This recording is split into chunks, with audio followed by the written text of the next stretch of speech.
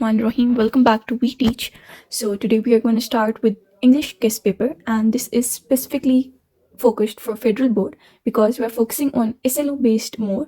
So class 10th का guest paper हम करते हैं. इधर हम important points include हैं जो वो पढ़ेंगे. इसमें comprehensive chapters आ जाएंगे जो इनकी comprehension expected है आने को. इसमें आपको हम बताएंगे कि समरी कैसे लिखनी है, टाइटल लाजमी है या नहीं.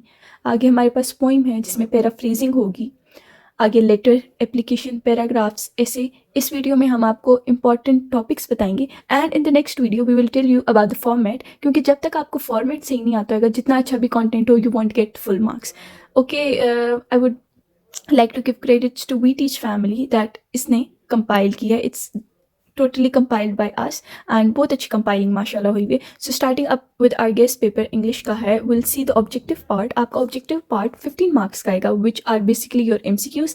इसमें जो हमारे पास MCQs कौन से आ सकते हैं वो है हमारे पास clauses and उसके types होंगे, phrases and उसकी types. अब देखें आप, अगर ये ही जो मैंने आपको दिया हुआ है ना एक चार्ट, इसी चार्ट का आप ग्रामर कर लेना, आपके फुल मार्क्स आ सकते. अब independent clause, dependent clause, dependent में आ जाएंगे noun, adverb and adjective clause. Then coming up to the phrases and types, इसमें आपके पास noun phrase, adjective phrase, verb, prepositional and adverb phrase. Coming up to the sentence structure with types, ये होते हैं 4 type की: simple, compound, complex and compound complex. इसके आगे एक डिटेल वीडियो आएगी जिसमें आपको इनके रूल्स बताएंगे कैसे आइडेंटिफाई करने. बहुत ईजी हैं, ये ईजिली हो जाते हैं. Conditionals are very easy and very important. आगे आ जाते हैं आपके पास, हमारे पास है figures of speech, simile, metaphor, hyperbole, alliteration, oxymoron, irony, personification. ठीक हो गया. आपने बस ये लिटरली डिवाइसेस अच्छी तरह कर लेने हैं. आगे है आपके पास आ सकते हैं ये भी सिनोनिम्स, एंटोनिम्स के same meaning, opposite meanings, abbreviations कि इस वर्ड का शॉर्ट फॉर्म क्या है, and that will be so general, तो आपने टेंशन लेने की बात नहीं है. एंड स्पेलिंग करेक्शन, ये स्पेलिंग का तो एक क्लास में आएगा आपका. आगे आ जाते हैं पार्ट्स ऑफ स्पीच. तो आपके पास है adverb, adjective, preposition and pronouns. ये 4 मेन पार्ट ऑफ स्पीच होते हैं. एंड इसके आगे टाइप्स. ओके, अब एडवर्ब का जैसे टाइप से मुराद क्या है? Frequency, time, place, degree. Okay, ये जो फ्रीक्वेंसी, टाइम, प्लेस, डिग्री, ये टाइप्स हैं एडवर्ब की. ठीक हो गया. आगे आ जाते हैं tenses, use correct form of verb and transitional devices. For class 10th transitional devices is a very important part जो आपने करना है. ठीक हो गया. आपका ना नीचे एक आता है एक part with where you have to write a paragraph जिसमें एटलीस्ट 5 ट्रांजिशनल डिवाइसेस आपने लिखनी. सो इंशाल्लाह in the next video will tell you some important transitional devices, वही आपने तैयार करनी है. इंशाल्लाह आपका एग्जाम बहुत अच्छा होगा, उसी में से आएंगे ट्रांजिशनल डिवाइस, क्योंकि वो overall will let you no.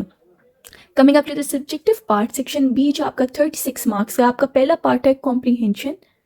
अब कॉम्प्रीहेंशन आपकी ना हम एक्सपेक्ट ही कर सकते हैं what guest paper actually means.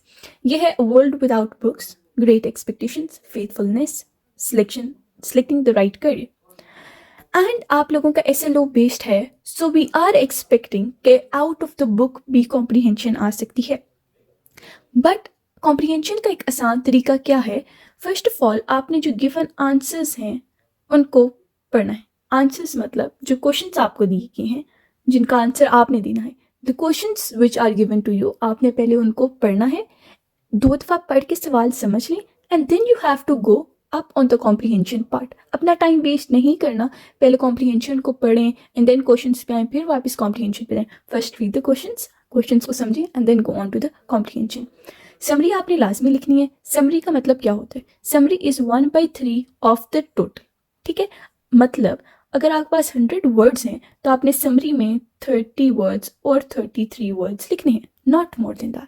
Okay, summary का मतलब ही बेसिकली होता है to summarise the overall content, कि इस पूरे पैसेज जो 100 वर्ड्स का पैसेज उन्होंने दिया है, आपने उसे 30 वर्ड्स में कैसे समराइज करेंगे. मतलब आपको मार्क्स इसी चीज़ के मिलते हैं. Never make a mistake of over writing it. आपका वो OL लिख के दे don't give you marks. So आपके जो टीचर्स होते हैं वो लाजमी ये बताते हैं कि 30% बस 1/3 ऑफ द टोटल पैसेज आपने लिखना है, not more than that. No over lengthing should be there. Exam में आप ओवर लेंथिंग करते जाएंगे, a bad impression will go, आपका पेपर खराब हो जाएगा. ओके। एंड जब आपका समरी का पार्ट आता है तो समरी में टाइटल आपने लाजमी लिखने, टाइटल आपने लाजमी लिखने। अब टाइटल क्या होता है?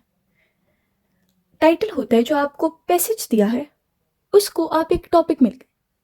अब इधर हमारे पास है अ वर्ल्ड विदाउट बुक्स, आपको उन्होंने एक पैसेज दे दिया है, तो आप लिख सकते हैं life is boring without books, life is colourless without books.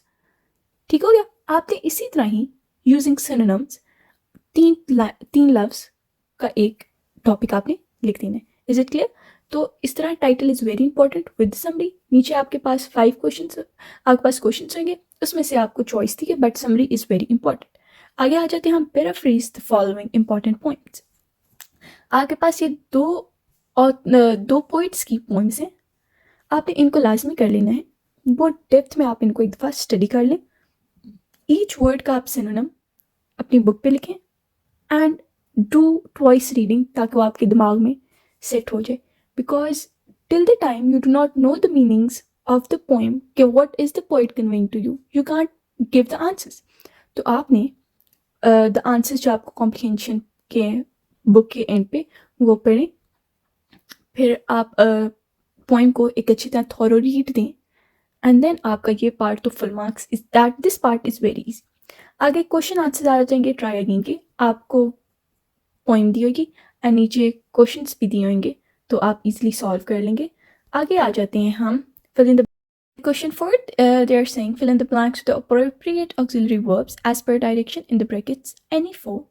अब ये आपको क्या कह रही हैं, आपको फिल इन द ब्लैंक्स दिए होंगे और वर्ड बैंक दिया होगा जहाँ आप ऑक्सिलरी वर्ड्स दिए होंगे।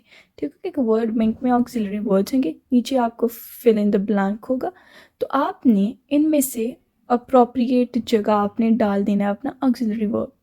तो अब इसको तैयार करने का क्या तरीका है, ये तो सबको पता होता है, so we'll tell you a proper way. इसको तैयार करने का सबसे इंपॉर्टेंट तरीका क्या है कि जनरल ऑक्सिलरी वर्ब्स को आप पढ़ लें एक दफ़ा along with their meanings.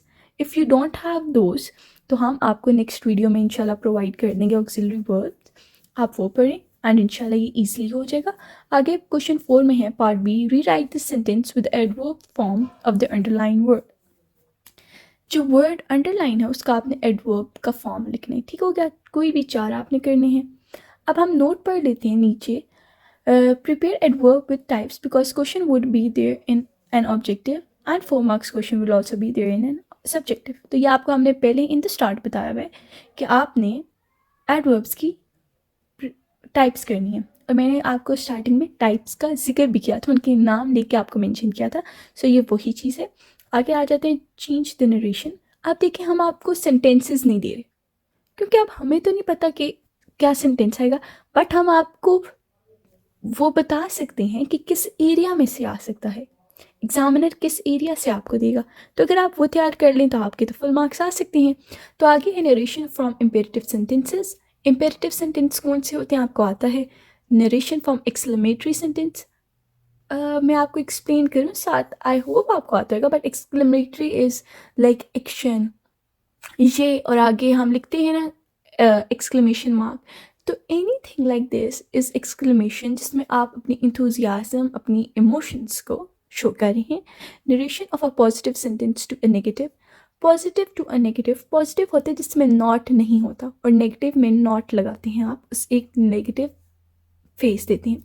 Narration of affirmative sentence into interrogative, affirmative is a simple sentence and interrogative is a question sentence, which those sentences which start with WH words, what, where, whom.